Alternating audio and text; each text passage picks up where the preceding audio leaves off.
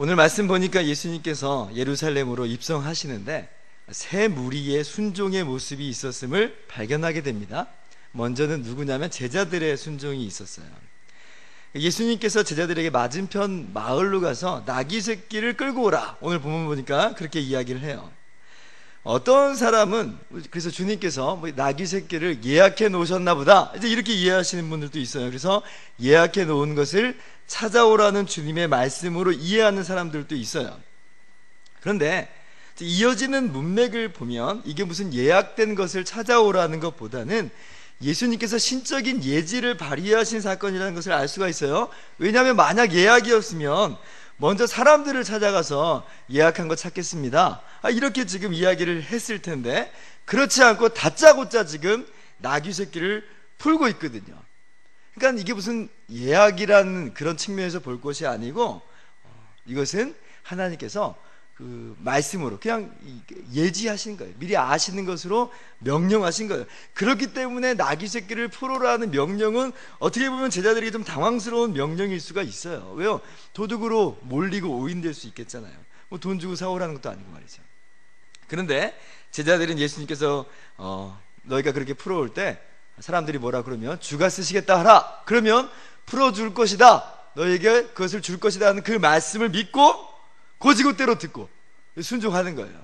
이런 제자들의 순종의 모습이 있어요. 두 번째로 나귀 임자들의 순종이 있죠. 나귀 임자들의 순종이 있어요. 자, 제자들이 나귀 새끼를 푸는 것을 발견해요. 자기들이 지금까지 애지중지 풀어왔었던 나귀예요. 근데 허락도 안 받고 지금 푸는 모습이 얼마나 당황스럽겠어요? 좀 흥분되지 않겠어요? 지금 이게 33절 보니까 어찌하여 나귀 새끼를 푸느냐 이렇게 말하잖아요. 그런데 지금 이게 좀 단정하게 쓰인 표현이지, 우리식대로 표현하면 뭐요? 지금 뭐 하는 거예요 지금? 이러는 거잖아요. 사실 허락도 받지 않고 남의 나귀를 풀어요 항의하고 제지하는 모습이에요. 근데 그때 제자들이 예수님 말씀대로 주가 쓰시겠다 그렇게 해요. 주가 쓰시겠다.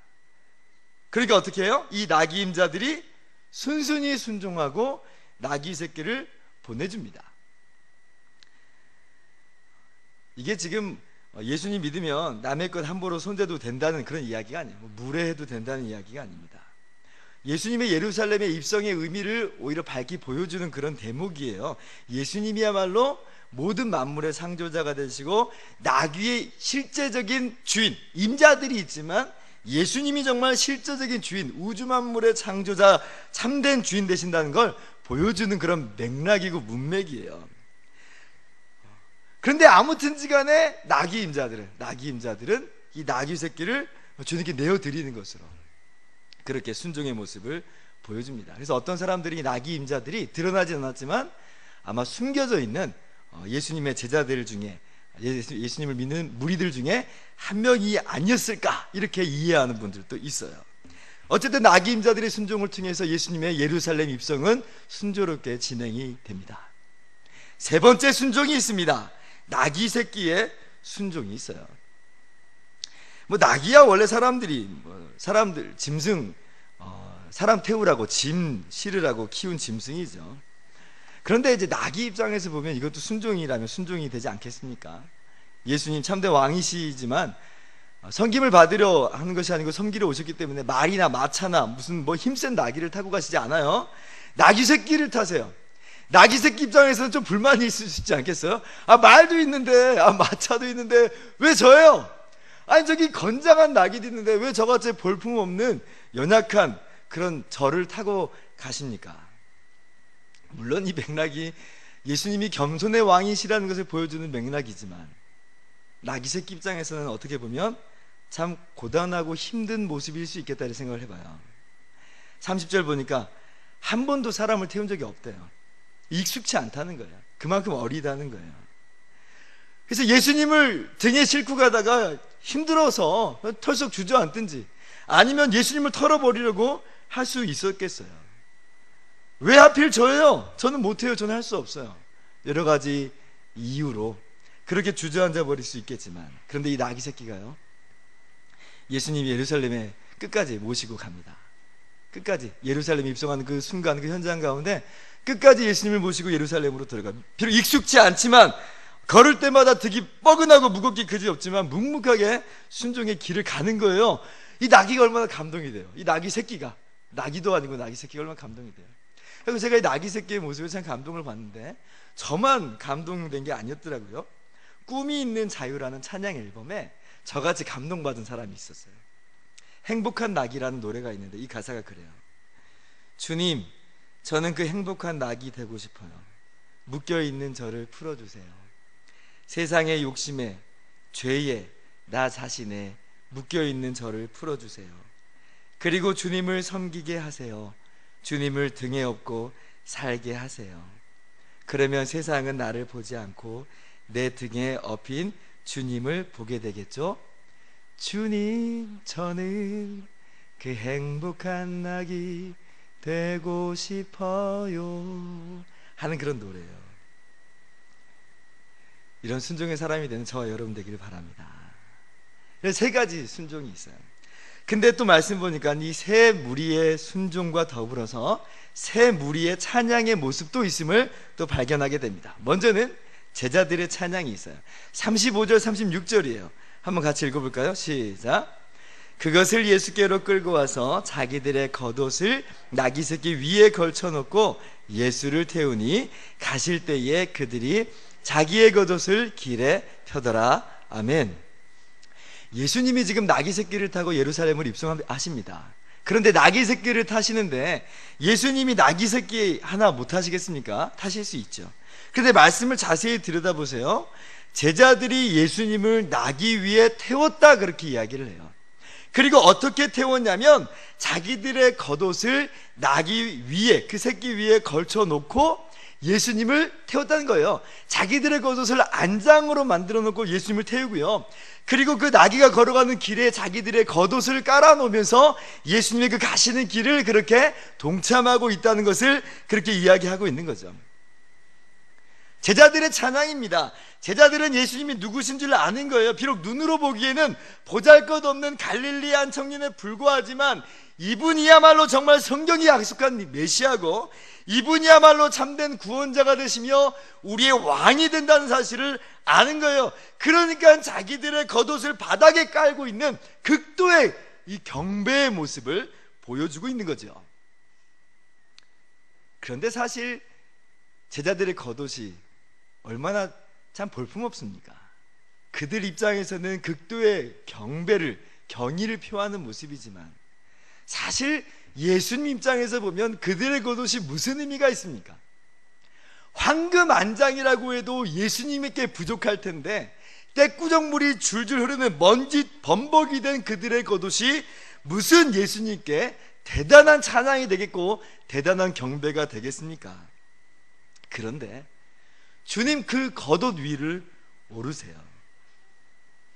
비록 우리의 부족한 찬양이라도 떼꾸정물이 줄줄 흐르고 먼지 범벅이 되는 우리의 찬양이라도 주님께서는 우리의 모든 찬양을 기뻐 받으시는 거예요. 두 번째로 온 무리의 찬양이 있어요. 38절이에요. 같이 읽어봅니다. 시작.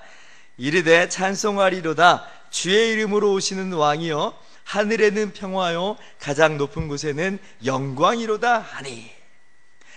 온 무리가 지금 예수님을 찬양하는 장면입니다. 누가복음에는 제자의 온 무리라고 기록되어 있는데 사복음서 전체를 보면 제자의 온 무리뿐 아니라 예루살렘 성중에 많은 사람들, 명절을 맞이해서 예루살렘에 방문한 많은 사람들이 함께 예수님을 찬양하고 있다는 것을 우리가 알 수 있어요. 성이 떠들썩하다고 했으니까, 온 성이 소동한다고 했으니까 정말 수많은 사람들이 예수님을 찬양하고 있는 거죠. 얼마나 큰 소리로 주님을 찬양했는지, 얼마나 신나게 예수님을 찬양했든지 온 성이 소동하는 거예요. 그래서 바리새인들이요 39절 보니까 예수님 보고 그 무리를 제지하라고, 꾸짖으라고, 멈추라고 항의할 정도로. 그러나 이 무리들은 예루살렘으로 입성하시는 예수님께 그 찬양을 그렇게 큰 소리로 신나게 하고 있는 것을 우리는 오늘 말씀을 통해서 발견하고 있는 겁니다.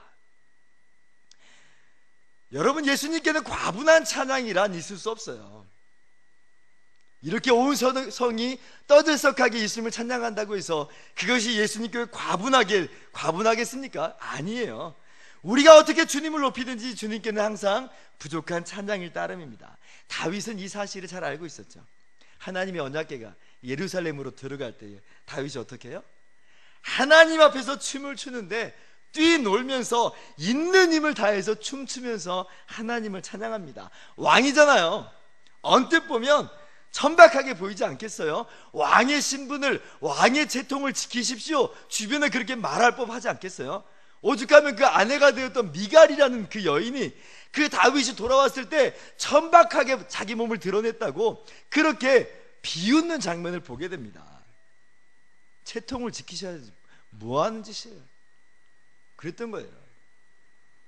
그런데 다윗 거기에서 도리어 나는 하나님 앞에서 뛰는 거다, 내가 이보다 더 낮아질지라도 나는 하나님을 찬양하겠다, 그렇게 이야기하고 있어요.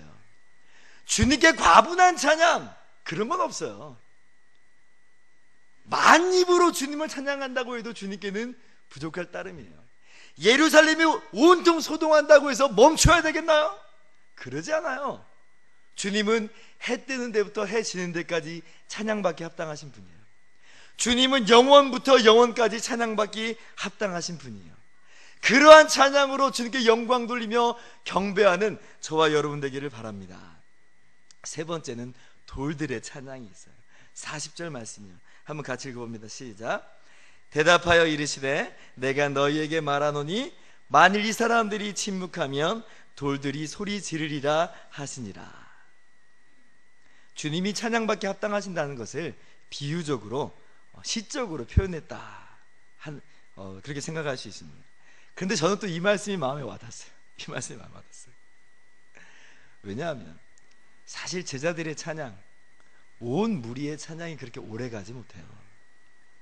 지금은 온통 성이 떠나갈 정도로 예수님을 찬양하지만 채 일주일도 지나가기 전에 죄 없으신 예수님께서 빌라도 법정에 서셨을 때 그 소리는 묻혀버립니다. 이 무리의 찬양은 도리어 십자가에 못 박으소서, 십자가에 못 박으소서는 그 고함 소리로 바뀌게 되고요, 적어도 바뀌지 않았더라도 그 소리에 묻혀서 더 이상 들리지 않아요. 아니 온통 성이 떠들썩하게 주님을 찬양했었는데 그 소리 다 어디 간 거예요?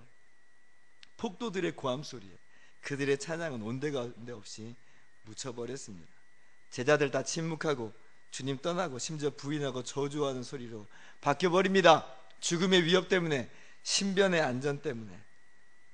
그런데 저는 그 순간에도 우리 주 예수님을 여전히 찬양하고 있는 것들이 있다고 생각합니다. 뭐예요? 돌들. 우리 귀에 들리지는 않지만 모든 사람들의 찬양 소리가 정말 멈춰버렸을 때, 그쳐버렸을 때 이 돌들은 들리지 않는 그들만의 소리로 그래도 주님은 찬양받으셔야 됩니다, 그래도 주님은 찬양받기 합당하십니다, 그렇게 아마 이야기했을 거라. 제 말이 다분히 감상적인 표현이라는 걸 압니다. 근데 주님이 시적인 표현을 사용하셨으니까 저도 그렇게 말씀드리는 것 뿐이에요. 위협이 있든 없든 우리 앞에 무엇이 놓여져 있든 한결같이 그렇게 주님을 찬양할 수 있는 그런 우리들의 모습이 되기를 정말 소망합니다. 그렇게 되는 저와 여러분 되시기를 주님의 이름으로 축원합니다. 자, 그렇다면 이렇게 새 무리의 순종과 새 무리의 찬양 가운데 왕으로 오신 우리 주님, 우리의 왕으로 오신 주님께 우리는 어떠한 모습으로 나가야 될까요? 우리 말씀을 보면서 우리 삶에 구체적으로 적용을 한번 해보도록 합시다. 첫째로 우리 역시 주님의 말씀에 끝까지 순종하면서 살아가는 우리의 모든 삶이 되기를 주님의 이름으로 축원합니다. 따라서 해봅시다. 주님의 말씀에 끝까지 순종하자. 어떤 목사님이 이런 글을 쓴 것을 본 적이 있습니다. 우리도 때때로 순종한다. 그러나 우리의 순종은 마음이 불편하여 안색이 변한다. 우리도 때때로 항복한다. 그러나 우리의 항복에는 말이 많다. 예, 우리 순종하고 항복하고 그렇게 살아가고 있는데 참 힘들죠. 힘들어요. 안색이 변하기도 하고 말이 많아요. 말이 많아요. 그런데 방주를 지으라는 하나님 말씀에 노아는 순종해서 그렇게 방주를 지어요. 노아라고 편안함이 싫었을까요? 노아라고 정말 할 말이 없었을까요? 주변에서 노아에게 뭐라고 안 했겠습니까? 조롱과 모욕이 날마다 이어졌겠지요. 그러나 노아는 하나님의 말씀에 순종해서 방주 짓는 것을 멈추지 않아요. 누가 어리석은 사람인가? 지금 당장은 하나님 말씀에 순종하면서 나가는 그 사람이 참으로 어리석게 보이지만 결국 순종한 사람이 하나님께서 예비하신 복을 누려요. 순종하는 것, 이거 하루아침에 되는 거 아닙니다. 쉽다고 말하지 못하겠습니다. 예, 쉽지 않아요. 은혜는 하루아침에 받아도요, 순종의 삶은 한평생이 걸리고요, 평생 싸워야 되는 거라. 우리 믿음의 선배들이 그렇게 이야기해요. 순종은 자동으로 되는 것도 아니래요. 의지와 결단이 이 순종의 삶에는 필요해요. 은혜는 정말 하늘에서 주시는 것을 우리가 받아 누리지만 그 은혜 가운데서 우리의 삶을 순종으로 만들어내는 것에는 의지가 필요하고요, 결단이 필요해요. 무거워요. 힘들어요. 익숙치 않아요. 그런데 일어나 버리지 마세요. 일어나 버리면 우리가 모시고 계신 우리 주님이 내려오셔야 되잖아요. 우리 주님 모시고 간 사람들인데, 우리 등에 우리 주님이 타고 계시는데 우리가 멈춰버리면 주님이 내려오셔야 되니까, 익숙치 않아도, 우리 본성하고 조금 어울리지 않아도 순종의 삶이 오늘 저와 여러분의 삶이 되기를 소망합니다. 이 종료주의를 맞이해서 우리가 어떤 삶을 살아갈 것인가, 하나님의 말씀에 순종해서 십자가로 나아가시는 그 주님의 모습의 뒤를 따라서 우리도 그와 같이 순종의 모습으로 나아가야 되지 않겠습니까?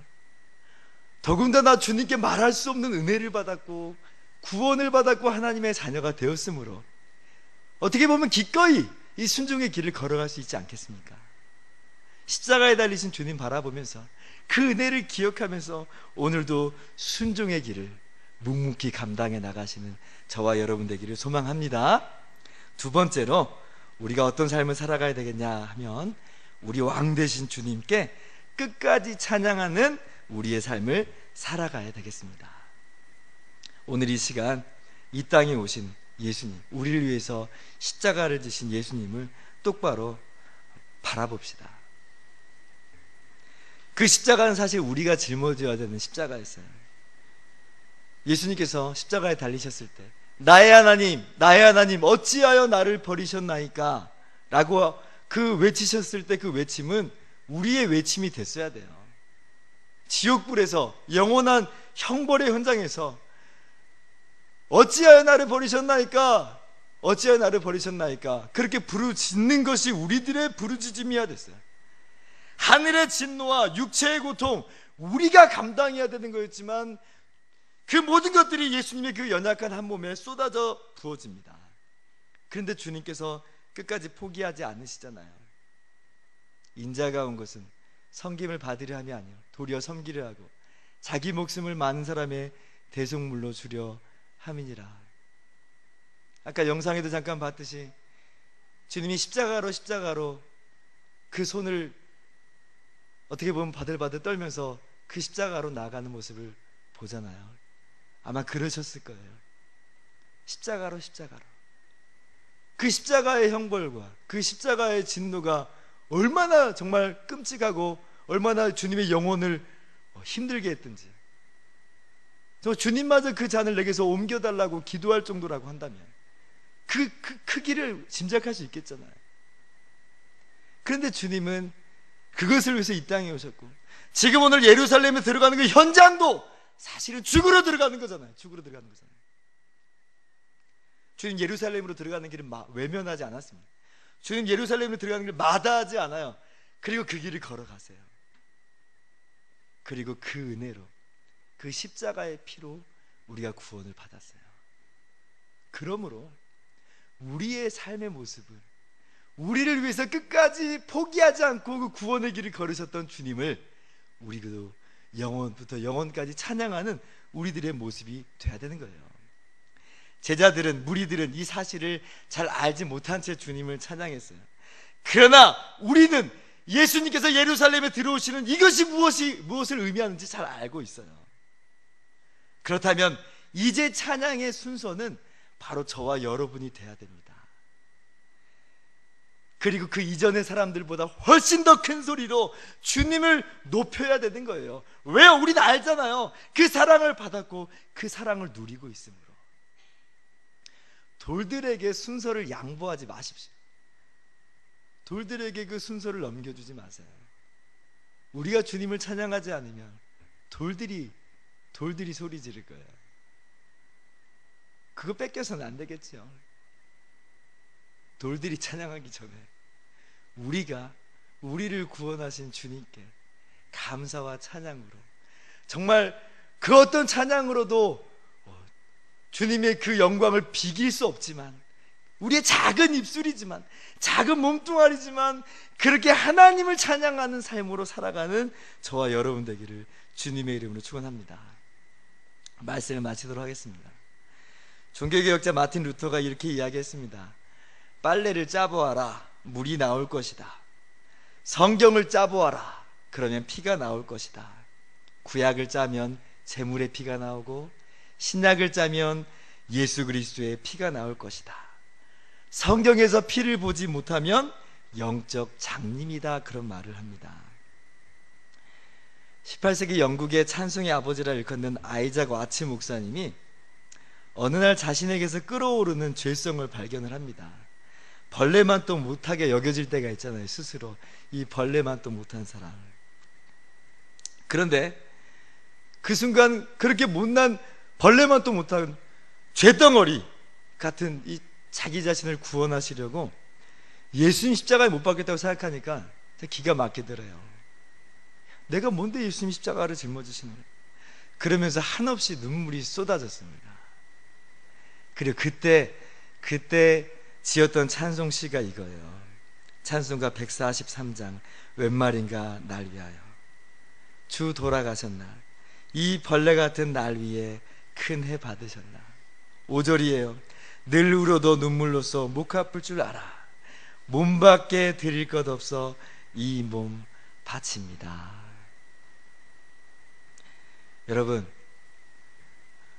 여러분은 무엇으로 우리를 사랑하신 주님께 바치렵니까? 주님은 우리를 사랑하셔서 지금 예루살렘으로 돌아오십니다.